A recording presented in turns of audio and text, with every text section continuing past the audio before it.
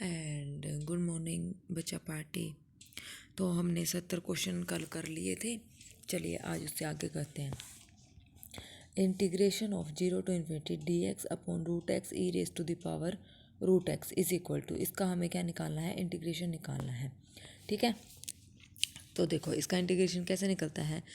क्या हमने जो रूट एक्स को क्या पुट कर लिया, हमने टी पुट कर लिया, तो इसका होगा 1/2 root x d x is equal to d t. ठीक है, ये हो गया। लिमिट भी चेंज होंगी, जब जीरो पुट करेंगे तो टी की वैल्यू जीरो, इन्फिनिटी पुट करेंगे तो इन्फिनिटी। तो 1 रूट एक्स डी एक्स की जगह हमारे पास क्या आ गया, 2 डी टी। ए 2 को मैंने इधर मूव करवा दिया। ठीक है, e raise to the power t ये आ गया। अब इसका इंटीग्रेशन तो इजी है, तो ये होगा 0 to इन्फिनिटी, 2 बाहर, e raise to the power t नीचे है तो e raise to the power minus t, t t ऊपर। तो 2 e raise to the power minus t का minus t upon -1, 0 to infinity. अच्छा, ये हमारे पास क्या आ जाएगा, e raise to the power minus infinity हमारे पास क्या आ जाएगा, 0, और माइनस माइनस क्या हो गया, +1। तो ये हमारे पास आ गया 2। तो 2 × 0 + 1 कितना हो गया, 2।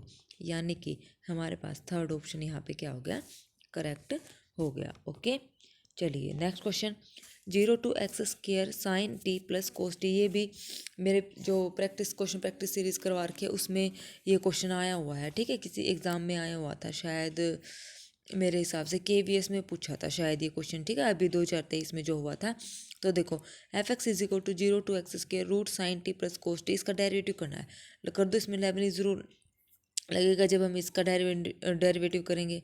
तो डेरिवेटिव करेंगे तो ये हो जाएगा, डेरिवेटिव जब करेंगे तो रूट अपर लिमिट पुट हो जाएगी sin(x² + cos (x²), और डेरिवेटिव करेंगे अपर लिमिट का डेरिवेटिव 2x dx तो आएगा नहीं, x का 1 हो जाएगा 2x। तो ये हमारे पास आंसर आ जाएगा, यानी कि फर्स्ट ऑप्शन हमारा करेक्ट। और लोअर लिमिट पुट करेंगे तो लोअर लिमिट का जो डेरिवेटिव क्या होता है, 0 होता है। ठीक है, आगे समझ में। चलिए नेक्स्ट क्वेश्चन, ये इजी क्वेश्चन था। 0 to π/6 sin² t + cos² t। sin t 2 sin t cos t का हमें फॉर्मूला पता है, यहाँ पे स्क्वेयर है तो क्यों ना हम 4 से मल्टीप्लाई और 4 से डिवाइड कर दें। ठीक है, कर दे तो कोई फ़र्क पड़ेगा, नहीं पड़ेगा। 1/4 हमने बाहर ले लिया है। 0 to π/6 ये हमारे पास आ गया 4 sin² t cos² t। तो इसको हम लिख सकते हैं 2 sin t cos t complete का होल स्क्वायर लिख सकते हैं, बिल्कुल लिख सकते हैं। ये हो गया 1/4। 0 to π/6 2 sin t cos t क्या होता है, sin 2t, और ऊपर क्या है, स्क्वायर। ठीक है, तो sin² 2t dt। sin² t का फॉर्मूला हमारे पास क्या होता है, ये हमारे पास होता है, ये 1/4 हमारे पास बाहर था। 0 to π/6 sin² 2t था ना हमारे पास, π/6, तो ये 1 माइनस कोस कितना हो गया 4t, एंगल का डबल हो जाता है, डिवाइडेड बाय 2 और dt। अब इसको अलग अलग करेंगे, 1/4 ही हो जाएगा 1/2 माइनस कोस 4t/2। इसका इंटीग्रेशन कर दो। ठीक है, 0 से π/6 हमारा चल रहा है, 0 से π/6।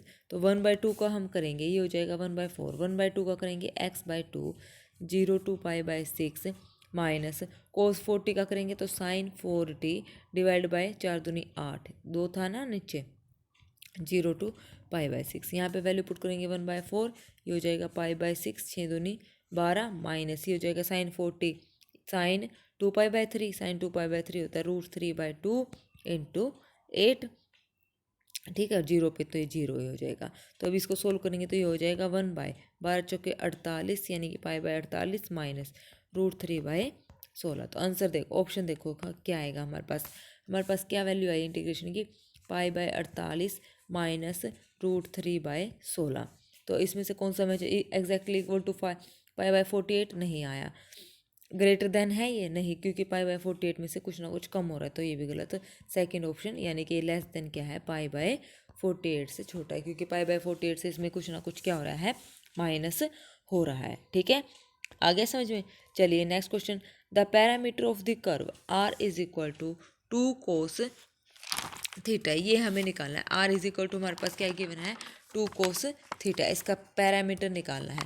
तो देखो कैसे निकालते हैं, हमें पता है जो हमारी x = क्या होता है, x = 2 cos थीटा, यानी कि r cos थीटा पुट करते हैं ना, तो r cos थीटा। ठीक है, तो ये हमारे पास एक मन के लिए इसको ऐसे ही पुट कर लो, x = आर कोस थीटा और y is equal to r sine theta. ठीक है, ये हमारे पास पैरामीट्रिक फॉर्म होते हैं किसी भी कर्व की। ठीक है, तो यहाँ से देखो अब हमारे पास ये r इज इक्वल टू कितना देर का है 2 कोस थीटा, और r हमारे पास क्या होता है x square plus y square का स्क्वेयर रूट होता है। ठीक है, ये होता है हमारे पास। और देखो अब यहाँ पे ये वैल्यू पुट करो, r की वैल्यू क्या होती है root x square plus y square is equal to, ठीक है, 2 कोस थीटा। अब कोस थीटा की वैल्यू यहाँ पे पुट करेंगे, एक्स हमारे पास क्या था r कोस थीटा। ठीक है, अब 2 कोस थीटा की वैल्यू हमें पुट करनी है, तो ये हो जाएगा एक्स बाई आर, यानी कि 2 इंटू एक्स बाई आर आ जाएगी नहीं ये वैल्यू कोस थीटा की। तो यहाँ से आर की वैल्यू क्या आ जाएगी वही root x square plus y square. तो यहाँ से क्या आ जाएगा हमारे पास, उसके बाद रैशनलाइज करेंगे तो क्या आएगा, ये आ जाएगा x square plus y square is equal to 2x। तो x square plus y square minus 2x is equal to 0। अब इसको x square minus 2x plus y square ऐसे लिख लिया। अब इसको कंप्लीट स्क्वेयर बनाओ, एक्स का कोफिशिएंट का हाफ करके और उसका क्या करेंगे स्क्वेयर करेंगे। ओके, तो ये आ जाएगा x square plus 2x minus 1 plus 1 y plus का वाई स्क्वेयर इक्वल टू 0। तो को ये बन जाएगा x square plus 2x plus 1। ठीक है, ये बन जाएगा किसका x माइनस 1 का होल स्क्वेयर और plus y square as it is equal to में माइनस 1 इधर आके 1 हो जाएगा। ठीक है, तो यहाँ पे r हमारे पास कितना आया है, r हमारे पास वैल्यू आई है 1।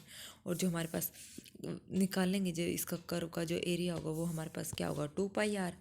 सर्कल का पैरामीटर क्या होता है 2πr होता है ना सर्कल का पैरामीटर। तो ये हो जाएगा 2 इंटू पाई, आर की वैल्यू 1, तो ये हो जाएगा 2π यहाँ पे आंसर, यानी कि फोर्थ ऑप्शन हमारा यहाँ पे करेक्ट हो जाएगा। ठीक है, आ गया समझ में। चलिए next question, which of the following is correct. ये हमें बताना है कि इसमें से कौन सा फंक्शन हमारे पास क्या है करेक्ट है। ठीक है, तो इन सब का इंटीग्रेशन निकाल के देख लो, किस जिसकी भी फाइनाइट वैल्यू आती है ना, फाइनाइट वैल्यू जिसकी भी आएगी वही हमारे पास क्या हो जाएगा कन्वर्जेंट हो जाएगा, यानी कि करेक्ट हो जाएगा। ठीक है, 0 से infinity e raise to the power minus x की जो वैल्यू आएगी वो आती है 1, क्योंकि ए पावर माइनस एक्स का भी किया था पीछे, 0 टू इन्फिनिटी पुट करेंगे ये माइनस एक्स का माइनस 1 आ जाएगा। तो ये हो जाएगा हमारे पास कितना e raise to the power minus infinity 0, e raise to the power 0 कितना होता है 1, तो माइनस माइनस प्लस का 1, तो 1 आ गया। तो इसका मतलब ये हमारे पास क्या हो गया कन्वर्जेंट। तो फर्स्ट ऑप्शन हमारा गलत हो गया। ठीक है, जब हम सेकंड सोल्व करेंगे सिमिलरली ऐसे ही 0 से infinity e raise to the power minus x square, इसमें हम क्या करेंगे एक्स स्क्वेयर को हम टी पुट कर देंगे। एक्स स्क्वेयर को टी पुट करके जब सोल्व करेंगे तो ये हमारे पास क्या आएगी फाइनाइट वैल्यू आएगी, यानी कि क्या आएगी √π/2। वैसे तो इसकी वैल्यू ही इतनी होती है √π/2, तो ये हमारे पास क्या आ जाएगी कन्वर्जेंट आ जाएगी। तो इसमें बोला इज नॉट कन्वर्जेंट, ये भी गलत, डाइवर्जेंट ये भी गलत, क्योंकि ये क्या है कन्वर्जेंट है। तो थर्ड ऑप्शन हमारा यहाँ पे करेक्ट हो जाएगा। ठीक है, ये कन्वर्जेंट, इसकी भी क्या आ जाएगी फाइनाइट वैल्यू हमारे पास आएगी। ओके, इसकी वैल्यू भी 1 आएगी। ये आप इंटीग्रेशन सोल्व करके देखना। ठीक है, चलिए next question, consider the following function -1 to 1। Function हमारे पास ये गिवन है, हमें बताना है कि रिमान इंटीग्रल है या नहीं है, और इसकी जो 0 to 1 f(x) dx वो 0 वैल्यू आई है या 3 की आई है। तो देखो -1 से 1 है, इसको ब्रेक करेंगे, -1 से 0 प्लस 0 से 1, ये ऐसे ब्रेक होगा। और फंक्शन कॉन्स्टेंट गिवन है तो k और k, जब इसको सोल्व करेंगे तो ऐसे ब्रेक किया हमने। तो एक बात याद देखो, अपर लिमिट और लोअर लिमिट होती है, ये लोअर लिमिट के हिसाब से हमने ब्रेक किया, ये अपर लिमिट है इसमें 1। ठीक है, इसकी लोअर लिमिट क्या है -1, तो प्लस नहीं आएगा। हमें रीमान इंटीग्रल बताना है, तो वो क्या होता है a to b lower limit is equal to upper limit a to b upper. ठीक है, ये होता है हमारे पास। आ गई बात समझ में। तो यहाँ पे देखो इसको ब्रेक किया तो ये हो जाएगा -1 से 0 पे इसका इंटीग्रेशन k, तो ये हो जाएगा kx। -1 से 0 तो इसकी वैल्यू आ जाएगी k, और 0 से 1 पे करेंगे k का, तो ये आ जाएगा हमारे पास k। तो दोनों केस में क्या आ रहा है k, यानी कि 0 से 1 पे भी और -1 से 1 पे भी जब इसके हम पार्टीशन बनाएंगे तो ये फंक्शन कैसा हो रहा है कि दोनों इक्वल हैं, तो इसका मतलब फंक्शन कैसा है रीमान इंटीग्रल है। और 0 से 1 पे इसकी वैल्यू हमारे पास k आ रही है ना कि 3 के। फोर्थ ऑप्शन गलत, 0 तो आएगी नहीं कभी भी, नोट इंटीग्रल मान नहीं रीमान इंटीग्रल है। जब हमने पार्टीशन किए तो पार्टीशन करने के बाद जो हमारे इंटीग्रेशन की वैल्यू थी वो क्या आई थी हमारे पास बीच में प्लस नहीं आएगा पार्टीशन की, तो इन दोनों की क्या है वैल्यू है, इंटीग्रेशन की वैल्यू इक्वल आई, ठीक है। और वो क्या है, इंटीग्रेशन की वैल्यू हमारे पास के आ गई थी, ठीक है। तो एफ हमारे पास यहाँ पे क्या हो गया, रिमान इंटीग्रेबल फंक्शन। चलिए next question, the integration of, ये हमारे पास बीटा फंक्शन होता है और ये हमारे पास हमें पता होना चाहिए, इसमें एम और एन दोनों क्या होते हैं, पॉजिटिव होते हैं, यानी कि थर्ड ऑप्शन, यानी कि m is greater than equal to one, ऐसे होते हैं एम और एन, एन और एम जो है greater than equal to one होते हैं, वन और वन से बड़े होते हैं। तो यहाँ पे ऑप्शन कौन सा ट्रू हो रहा है, जीरो से बड़े, ठीक है ना, जीरो इंक्लूड नहीं होती, मैंने क्या बोला है, वन और वन से क्या होंगे, जो एम और एन है कंडीशन क्या होती है, वन और वन से बड़े, ठीक है। तो यहाँ पे ये इस कंडीशन को सेटिस्फाई करने वाला कौन सा पॉइंट है, थर्ड, यानी कि जीरो से बड़े, ठीक है, जीरो से बड़े यानी कि वन से शुरू, ठीक है। तो थर्ड ऑप्शन यहाँ पे करेक्ट है। ये बीटा फंक्शन हमारे पास, इसको आपको कंडीशंस भी याद रखनी है, पता नहीं देखो स्टेटमेंट से ही क्वेश्चन अराइज कर रखा है यहाँ पे, तो इसका मतलब हमें स्टेटमेंट ध्यान से पढ़नी चाहिए, ठीक है। देखो चलो अब 78, रेडियस ऑफ कन्वर्जेंस इसके निकालनी है, series a n x n इस टाइप से होती है। अगर हम इसकी रेडियस ऑफ कन्वर्जेंस निकालें तो क्या होती है, 1/r mod of a n plus one divided by a n और इसका लिमिट, ठीक है, ये होती है। तो ए एन यहाँ पे क्या है हमारे पास, 1/n है, तो ए एन प्लस वन निकालो, 1/n प्लस वन और डिवाइड बाई ए एन से करो, तो ए एन से करेंगे तो एन, मैग्नीट्यूड लगाओ और लिमिट लगाओ, तो इसको सोल्व करेंगे, एन नीचे से कॉमन, एन ऊपर से कॉमन, तो कितना आया वन, और एक इसके इक्वल है 1/r के, 1/r कितना है वन, तो आर हमारे पास कितना आ जाएगा वन, तो इसका फर्स्ट ऑप्शन हमारा क्या हो जाएगा करेक्ट, रेडियस ऑफ कन्वर्जेंस, ठीक है।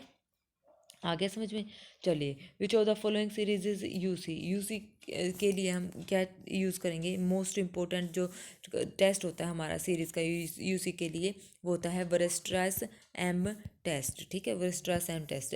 वेरस्ट्रास एम टेस्ट में क्या कहता है, कोई भी हमारे पास फंक्शन है, ठीक है, उसका मोड लेंगे और वो less than equal to m n है, और एम एन ही जो सीरीज़ आएगी, एम एन जो भी नंबर आएगा, अगर वो कन्वर्जेंट तो है, अगर वो सीरीज़ कन्वर्जेंट आई, जो एम एन हमने नंबर लिया यहाँ पे, अगर वो कन्वर्जेंट आई तो ये फंक्शन हमारा क्या हो जाएगा, यूनिफॉर्मली कन्वर्जेंट हो जाएगा, ठीक है।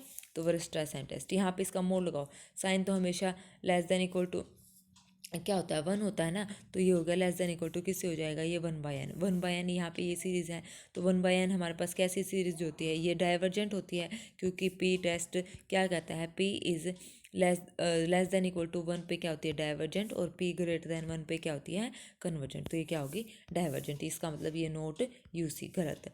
अच्छा उसके बाद मोड लगाएंगे, लेस देन इक्वल टू किससे हो जाएगा, 1/n 2⁻3, ये 0 पॉइंट समथिंग, ये भी लेस देन वन, तो ये भी क्या हो जाएगी डाइवर्जेंट, ये भी गलत।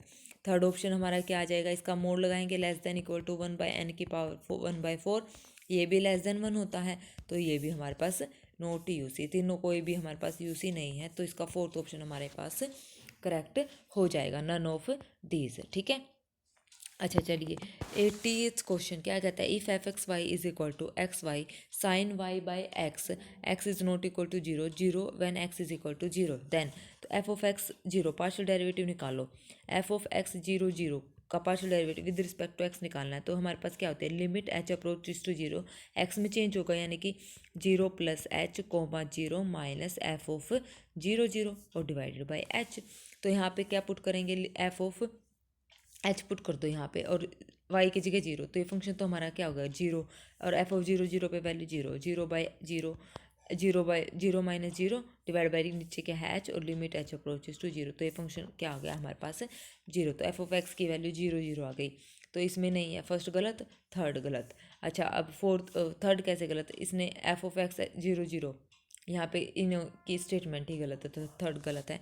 तो अब f of y zero zero निकालो, क्या आता है, f of y zero zero में अब जीरो वाई में चेंज हो जाएगा, फॉर्मूला क्या बनेगा, limit h approaches to zero f of zero comma zero plus k minus f of zero zero divide by k. अब यहाँ पे क्या पुट करेंगे, अब यहाँ पे वाई की जगह के और एक्स की जगह जीरो, तो ये क्या आ जाएगा zero, zero minus zero divide by k, तो कितना आ गया ये भी जीरो, तो that means partial derivative with respect to x और with respect to y at the point zero zero is zero, ठीक है, सेकेंड ऑप्शन ही हमारा यहाँ पे करेक्ट हो जाएगा।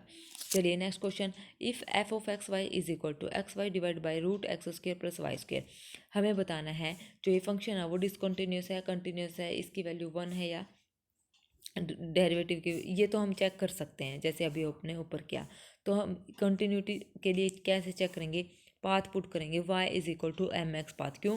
क्योंकि ऊपर नीचे जब पावर सेम होती है तो हम पाथ पुट करते हैं। तो देखो यहाँ पे आ जाएगा एम एक्स स्क्वेयर, नीचे आ जाएगा क्या, x square plus m square x square. ठीक है, तो नीचे से एक्स कॉमन आ जाएगा, ऊपर हमारे पास एक्स स्क्वेयर है तो x root one plus m square. ठीक है, एक्स से एक्स कैंसिल, तो ये हो जाएगा एम एक्स। लिमिट पुट करेंगे एक्स अप्रोचेस टू जीरो, हमारे पास क्या आ जाएगा, जीरो। तो ओवरऑल ये मिला के हमारे पास क्या आ गई, इसकी वैल्यू जीरो आ गई। तो इसका मतलब ये फंक्शन कैसा है, कॉन्टिन्यूस एट जीरो जीरो पे। ठीक है, जीरो जीरो पे ये हमारा क्या है, कॉन्टिन्यूस है। जब हम इसके पार्शियल डेरिवेटिव निकालेंगे ऊपर सेम वो जो अभी हमने ऊपर इसमें फॉर्मूला लगाया था उससे, तो जीरो आएगा इसका आंसर, तो ये भी गलत हो जाएंगे। ठीक है, और कॉन्टिन्यूटी हमने चेक कर ली किससे, y is equal to m x put करके। ठीक है, तो ये फंक्शन कैसा है हमारे पास, कॉन्टिन्यूस। ठीक है, चलिए नेक्स्ट क्वेश्चन हमारे पास क्या कहता है, what is the positive value of m for which the coefficient of x square, ये है।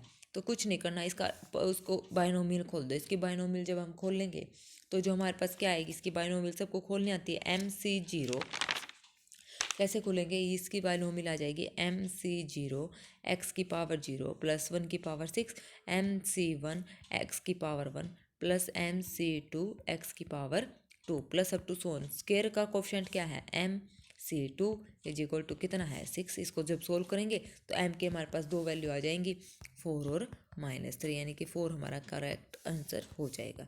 ठीक है ना, m c two is equal to six, इसको सोल्व कर सकते हो, एम फैक्टोरियल टू फैक्टोरियल और m माइनस टू फैक्टोरियल। ठीक है, अभी यहाँ पे इसके m के जो इक्वेशन बनेगी वहाँ से दो वैल्यूज अराइज हो जाएंगी, फोर और माइनस थ्री। तो फोर ऑप्शन हमारा यहाँ पे करेक्ट हो जाएगा। ठीक है, ये कैलकुलेशन आप लोग करके देख लेना।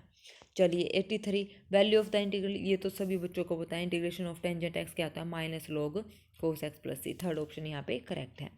अच्छा, y three x three given है, इसका डेरिवेटिव निकालो। इसका derivative y square is equal to d y, और ये हो जाएगा two x into d x. Integration कर दो, कितना सिंपल क्वेश्चन दे रखा था।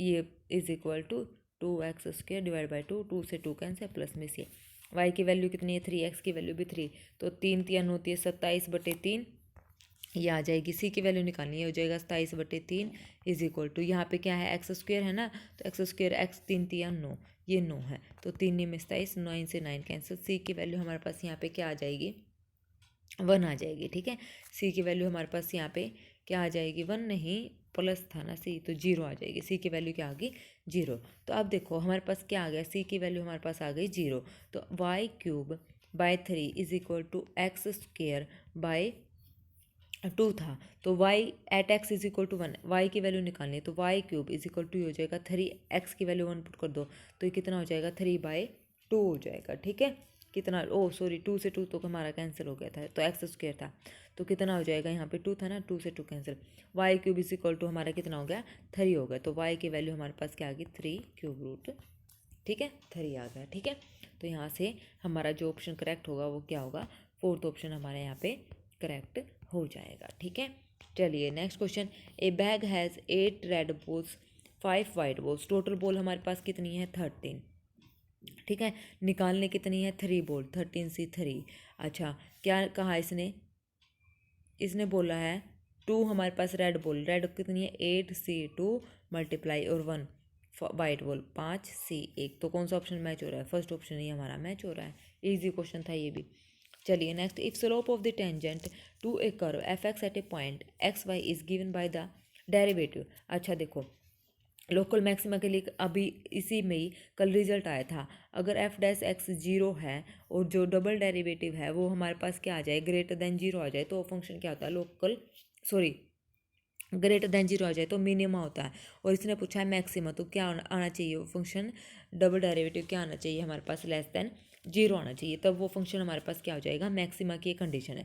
डेरिवेटिव इसने दे रखा है, इसको इक्वल टू जीरो रखो, तो यहाँ पे एक्स के जो रूट आएंगे वो क्या आएंगे, 1 2 3 और 4 आ जाएंगे। अब हमें ये चेक करना है इन पॉइंट्स पर जो डबल डेरिवेटिव है क्या लेस देन जीरो आ रहा है, किस पॉइंट पर आ रहा है, तो इसका दोबारा डेरिवेटिव करो, तो इसका दोबारा डेरिवेटिव करेंगे तो प्रोडक्ट रूल लगेगा, तो एक्स माइनस वन का करेंगे तो वन, तो एक्स माइनस टू का स्क्वायर, एक्स माइनस थ्री का क्यूब, एक्स माइनस फोर का फोर एज इट इज़, फिर प्लस एक्स माइनस टू का, 2x-2 ये एज इट इज़, फिर प्लस 3x-3 का स्क्वायर ये एज इट इज़, फिर प्लस 4x-4 का x-4 की क्यूब ये एज इट इज़। ठीक है, कर लोगे। अब देखो x हमारे पास क्या आया 1 2 3 4, जब 1 पुट करेंगे तो ये सारी चीज़ें जीरो, क्योंकि इसमें x-1 इंक्लूड होगा तो ये सब जीरो। तो यहाँ पे आएगा 1-2 का स्क्वायर -1, ये भी -1, प्लस वो इवन पावर है तो प्लस हो जाएगा, यहाँ पे आ जाएगा -1। तो ये -1 लेस देन जीरो बन रहा है जब x = 1 पुट करें। तो ये मैक्सिमम वैल्यू कहाँ पे आ रही है 1 पे। 2 पुट करेंगे तो ये भी जीरो, क्योंकि सब में 2 इंक्लूड होगा तो जीरो। 3 में भी 3 वाले इंक्लूड, क्योंकि इनकी पावर्स थी ना, तो सब में ये एक एक फैक्टर हमारे पास आएगा। तो 4 में भी ये सारे जीरो हो जा रहे हैं, तो यहाँ से कोई हमारे पास कंक्लूजन नहीं निकला। तो इसका मतलब जब 1 पुट करेंगे तो -1 लेस देन जीरो, तो वो मैक्सिमा बन रहा है कब, जब x की वैल्यू 1 पुट करेंगे। तो यानी कि सेकंड ऑप्शन हमारा यहाँ पे क्या हो जाएगा, करेक्ट हो जाएगा। ठीक है, आई होप आपको ये समझ आया होगा। चलिए next question, value of the, इस इंटीग्रेशन की वैल्यू निकालनी है। लिमिट हमारे पास 1 से 0 1 0 टू 0 1 गिवन है। ये बहुत ही इजी क्वेश्चन है, ये आप लोगों के लिए होमवर्क है। ठीक है, ये आप लोगों के लिए होमवर्क है। अगर हो जाए तो बहुत अच्छी बात है, मेरे को बता देना। अगर नहीं हुआ तो जो हमारे वो 4 क्वेश्चन रहते हैं ग्रुप थ्योरी के, रिंग थ्योरी के, ग्रुप थ्योरी के जो क्वेश्चन रहते हैं 4, उनके साथ मैं आपको इसका सॉल्यूशन दे दूंगी। ठीक है, बाकी आप ये ट्राई करके देखना, ये इजी क्वेश्चन है। चलिए नेक्स्ट क्वेश्चन, जो ये कंप्लीट हो जाएगा ना आज, तो कल हम वो चारों क्वेश्चन जो बचते हैं वो कर लेंगे। ठीक है, तो value of the integration, double integration x² y² over the domain हमारे पास ये गिवन है। ये भी हमारे पास वैसे तो बहुत इजी क्वेश्चन आप कर सकते हैं, चलो फिर भी मैं बता देती हूँ, इसकी थोड़ी बहुत इंट दे के आपको छोड़ दूंगी। देखो यहाँ पे x² + y², ये पीछे भी किया था, पीछे ऐसा क्वेश्चन। तो x² + y² = 1, तो यहाँ से जो हमारे पास x की वैल्यू आएगी वो क्या आ जाएगी, x = +-√1 - y²। तो x की वैल्यू हमारे पास आ जाएगी 0 to 1 - y², और y की वैल्यू जब हम सोल्व करेंगे तो यहाँ पे आ जाएगी 0 to 1। ठीक है, ये हमने पीछे सोल्व किया है। तो 0 to 1, 0 to √1 - y², x² y² dx dy। ठीक है, अब यहाँ पे इसका dx के विद रिस्पेक्ट टू करेंगे तो y हमारा कांस्टेंट हो जाएगा, तो ये जाएगा x³/3 into y²। Limit put करेंगे 0 1 - y², और इंटीग्रेशन तो होगा इसका 0 to 1 और dy। ठीक है, अब इसमें लिमिट पुट करके इसको सोल्व कर देंगे। इसको सोल्व करने के बाद ठीक है, यहाँ पे 1 - y² में आगे हिंट इसे या ये रहेगी, जो हमारे पास √1 - y² आएगा ना, वहाँ पे y को क्या पुट कर देना है, sin थीटा पुट कर देना है, और लिमिट चेंज हो जाएगी 0 से π/2, जो 0 से 1 थी। ठीक है, जब इसको सोल्व करेंगे तो हमारा आंसर आ जाएगा π/24। ये आपके लिए हिंट है। ठीक है, उसमें तो हमें फॉर्मूला यूज़ किया था a² - x² का, उस क्वेश्चन में जो अभी पीछे किया था, लेकिन इसमें हमने y को sin थीटा पुट करना है। ठीक है, तो आगे तो सीधा अपने आप ही होता जाएगा। तो इसका हमारे पास सेकेंड ऑप्शन करेक्ट हो जाएगा। ठीक है, चलिए next question, f(x, y, z) 3x², इसका ग्रेडियंट निकालना है। ग्रेडियंट सबको पता है, डेल फाई हम निकालते हैं। डेल का मतलब डेरिवेटिव होता है, partial derivative with respect to x plus partial derivative with respect to y, j i j के साथ में आएंगे, plus partial derivative with respect to z के। बाहर है हमारे पास फाई, हमारे पास ये है। तो इसको जब सोल्व करेंगे तो हमारे पास आ जाएगा 6xy i, डेरिवेटिव करके मैं लिख रही हूँ value 3x² - 3y² z² j minus का 2y³ z के। अब ये वैल्यूज पुट कर दो, x की जगह 1, y की जगह -2 और z की जगह -1। तो यहाँ हमारे पास आ जाएगी वैल्यू क्या, -12i माइनस का 9j माइनस का 16 के। ये हमारे पास आंसर आ जाएगा। आंसर देखो कौन सा मैच हो रहा है, -12i, ना इसमें ना इसमें, ये है तीनों नेगेटिव साइन। ठीक है, तो हमारा फर्स्ट ऑप्शन यहाँ पे करेक्ट हो जाएगा। चलिए next question, the directional derivative of this eight a point this in the direction of the vector. ठीक है, इस वेक्टर की डायरेक्शन में हमें निकालना है डायरेक्शन डेरिवेटिव। तो देखो ये पहले ये वेक्टर हमारे पास गिवन है, इसको सॉरी पहले इस वेक्टर की बात करो, इस वेक्टर ये हमारे पास वेक्टर गिवन है v, तो इसके जो हमारे पास डायरेक्शन होंगे वो क्या होंगे, 1 2 और 2 होंगे। ठीक है, 1 2 और 2 होंगे। तो इसका मैग्नीट्यूड निकालेंगे v, तो इसका मैग्नीट्यूड हमारे पास क्या आ जाएगा, 1 + 4 + 4 यानी कि 4 4 8 9 यानी कि 3 आ जाएगा। ठीक है, तो इसका मतलब हमारे पास इस वेक्टर का v upon magnitude of v जो आएगा वो हमारे पास क्या आएगा, v upon magnitude of v 1/2 divided by 3 ये आ जाएगा। ठीक है, यहाँ तक किसी को कोई प्रॉब्लम, पहले हमने इसको सोल्व किया है। ठीक है, अब उसके बाद इसकी डायरेक्शन में निकालना है, तो फॉर्मूला हमारे पास क्या होगा, फॉर्मूला हमारे पास होगा डायरेक्शन ऑफ u 2 - 1 और 1, u हमारे पास ये है। ठीक है, तो इसका मतलब डेल f, इसका ग्रेडियंट निकालेंगे एट द पॉइंट 2 - 1 और 1 पे, इनटू में u अभी हमने निकालना था v अपॉन, क्योंकि इसकी डायरेक्शन में निकालना ना, इस वेक्टर के v upon magnitude of v, तो डेल f निकालेंगे इस पॉइंट पे।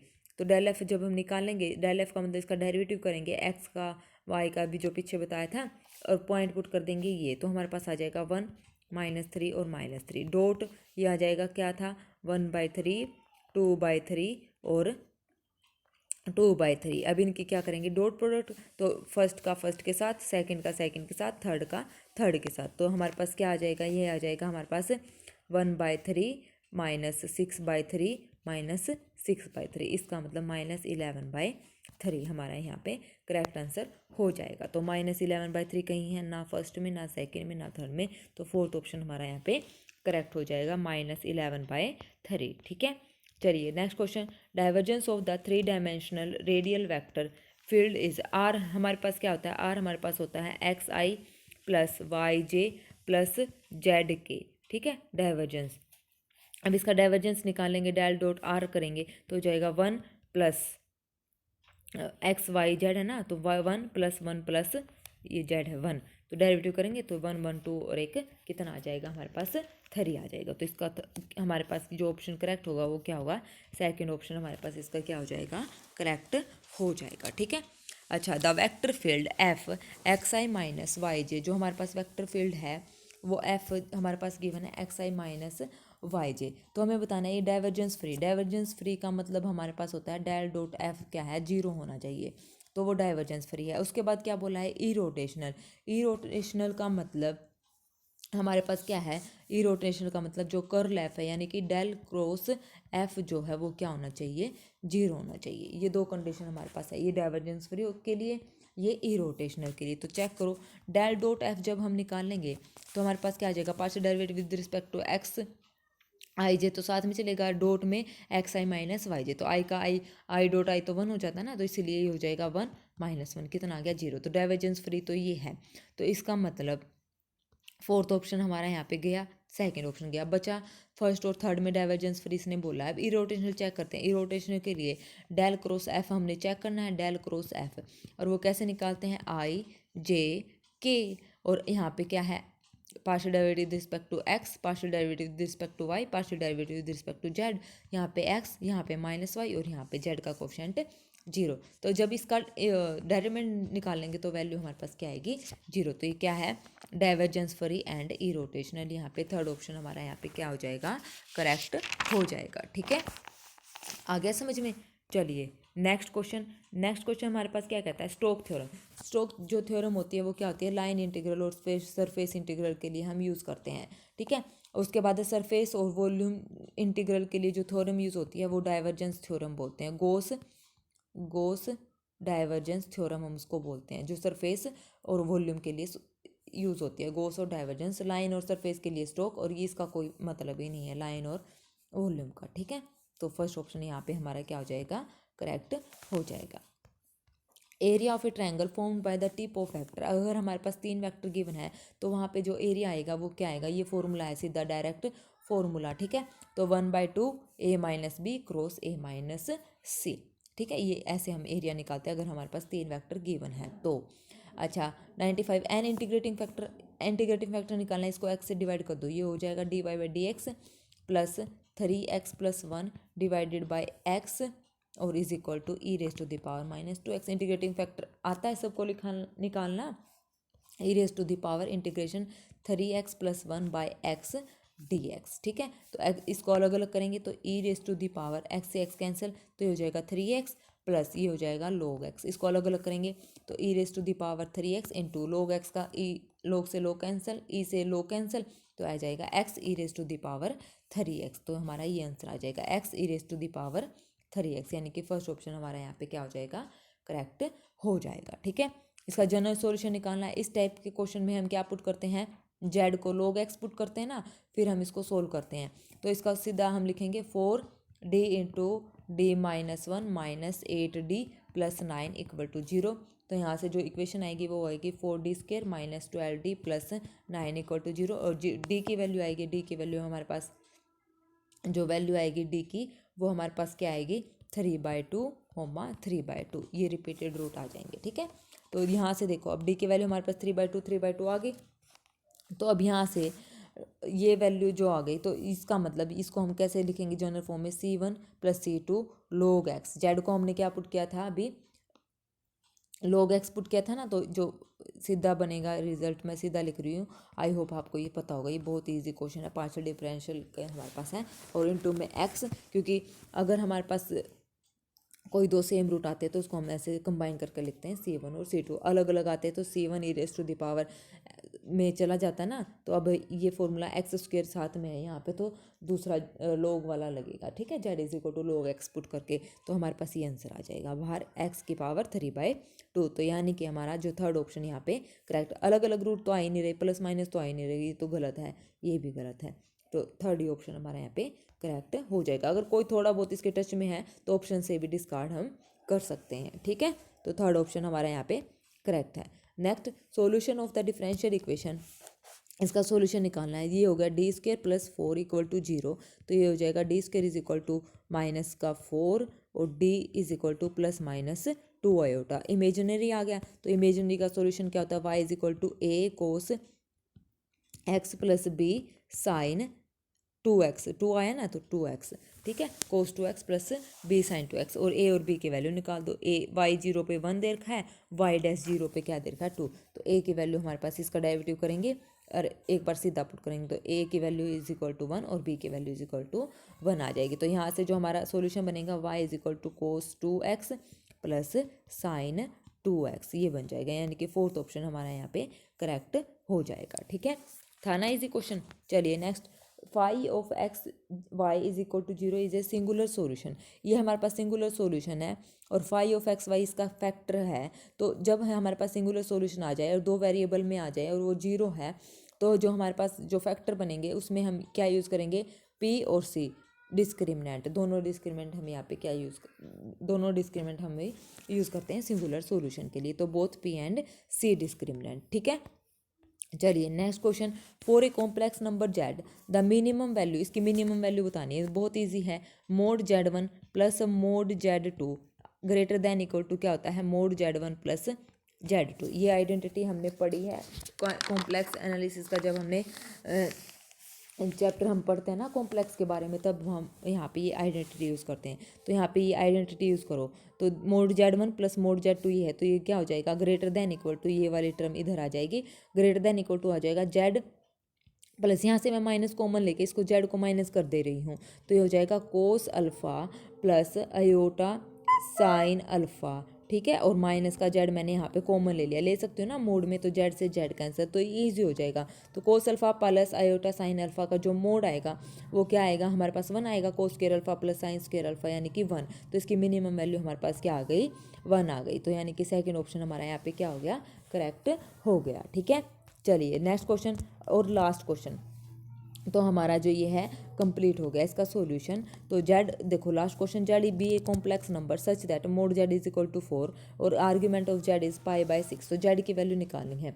जेड हमारे पास क्या होता है, r cos theta plus iota sine theta, r इस कंप्लीट के बाहर होता है। आर की वैल्यू हमारे पास कितनी है, यहाँ से कंपेयर करेंगे तो कितनी है, 4 है, और थीटा हमारे पास आर्ग्यूमेंट जेड किसके इक्वल होता है, थीटा 5π/6। तो ये हो जाएगा कोस, इसको हम कैसे लिख सकते हैं, पाई माइनस π/6 प्लस अयोटा साइन पाई माइनस π/6। तो cos 180 minus theta minus cos theta minus cos π/6 किसके इक्वल होता है, माइनस कोस π/6 होता है हमारे पास -√3/2 के equal, plus iota sine 180 minus theta तो अपने ही कोऑर्डिनेट में है तो प्लस हो जाएगा 1/2। ठीक है, तो हमारे पास ये आ गया, इसका एलसीएम लेंगे तो इसका एलसीएम 2 आ जाएगा, तो 2 - 2√3 प्लस 2 आयोटा, यहाँ पे हमारा करेक्ट आंसर यानी कि फोर्थ ऑप्शन हमारा यहाँ पे करेक्ट हो जाएगा। ठीक है, फोर्थ ऑप्शन और करेक्ट हो जाएगा। ठीक है, ये हमने जो 100 क्वेश्चन किए थे उनके आंसर की हमारे पास ये गिवन है। ठीक है, तो चलिए हमारा जो ये क्वेश्चन पेपर था कौन सा, टीजीटी मैथ 2015 का जो चंडीगढ़ में हुआ था, चंडीगढ़ का, ये हमने कंप्लीट सोल्व कर दिया 1 से 100। जो इसके 4 क्वेश्चन हमारे रहते हैं ग्रुप थ्योरी रिंग थ्योरी के, वो मैं आपको नेक्स्ट वीडियो में बता दूंगी। ठीक है, अगर आपको क्लास अच्छी लगे तो प्लीज़ मेरे चैनल को सब्सक्राइब कीजिए और एक लाइक शेयर ज़रूर कीजिए। ठीक है, सब्सक्राइब तो ज़रूरी कर लीजिए ताकि आपको आगे की अपकमिंग वीडियोस के बारे में पता चलता रहे। और अभी DSSB का भी एग्ज़ाम होगा, TGT का भी, PGT का भी और चंडीगढ़ का भी होगा। ठीक है, तो कम से कम 2 या 3 महीने मान के चलो हमारे पास है, तो जितना हो सकेगा मैं उतनी अच्छी आपको तैयारी कराऊंगी। मैंने कल भी आपको बताया था, किसी भी बच्चे ने रिस्पॉन्स नहीं किया, कि अगर कोई बच्चा मेरा जो नोट्स है, शॉर्ट नोट्स, फॉर्मूले के फॉर्मूला शॉर्ट नोट्स अगर कोई बच्चा लेना चाहता है तो मेरे से आप ले सकते हैं। उसमें है ना 11वीं 12वीं का सारा 1 से 30 चैप्टर कंबाइन करके मैंने कंप्लीट जो जो फॉर्मूले हम यूज़ करते हैं, जो भी हमारे क्वेश्चन पेपर में मतलब बेनिफिट रहेंगे, मतलब आएंगे ही आएंगे 100%। फॉर्मूले से रिलेटेड तो आते ही हैं और सबको पता है कि अब हमने देख भी लिया, इतने सारे हमने क्वेश्चन पेपर सोल्व कर लिए, सब में फॉर्मूला लगा है। तो उन फॉर्मूलों का मतलब सारा कंप्लीट निचोड़ है 30 चैप्टर का। और जो हमारे पास वो जो उन फॉर्मूलों से रिलेटेड एक एक एग्जाम्पल आपको मिलेगा कि ये फॉर्मूला कैसे अप्लाई कर सकते हैं हम किसी भी क्वेश्चन पर।